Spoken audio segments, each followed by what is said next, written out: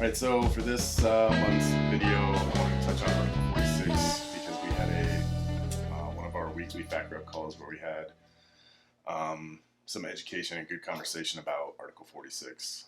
So there may be some things that change in your facility as a result of that conversation.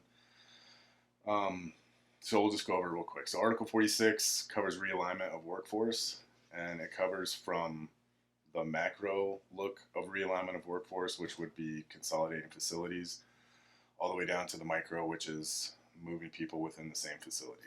I think the most common reason that we use Article 46 is for staffing imbalances and correcting those.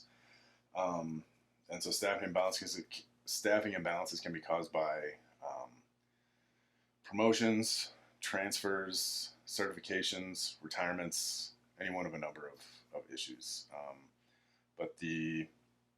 So the staffing imbalance is declared by the agency, and even if in your MOUs you have situations or procedures that talk about, if somebody retires, we're going to bid their days, or if somebody certifies, we bid these days, that's not necessarily the correct way to do it. So what it should look like is if somebody certifies and it creates a staffing imbalance, because at the end of the day, it may not have created a staffing imbalance. You may have somebody who's training on Saturday, Sunday RDOs, and somebody retired off of Saturday, Sunday RDOs, and then somebody certified on Saturday, Sunday RDOs. There's no staffing imbalance. But if you end up with a situation where Saturday, Sunday RDOs have 5 people now, and all the other crews are either 2 or 3 or whatever, and you need to move somebody off that crew, then the agency declares a staffing imbalance, and you use Article 46. So whatever the crew is that needs people, those days off are bid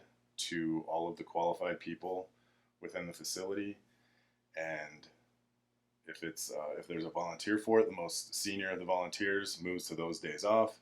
If there's no volunteers, the most junior person gets pushed to those days off.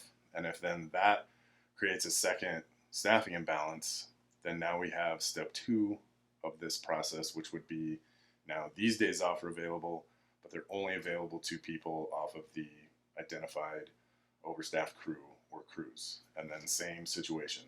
The most senior volunteer goes, or if there are no volunteers, the most junior person gets moved, which at the end of the day may be the person that just certified, but it may not be. So if that's not the way that it currently looks in your facility, it should be looking like that in the near future. We'll be looking at the MOUs to make sure that they're more in line with that. And as always, if you have any questions, your fact rep may be able to answer them because, like I said, we did have conversation on this. But the leadership team is always there as well.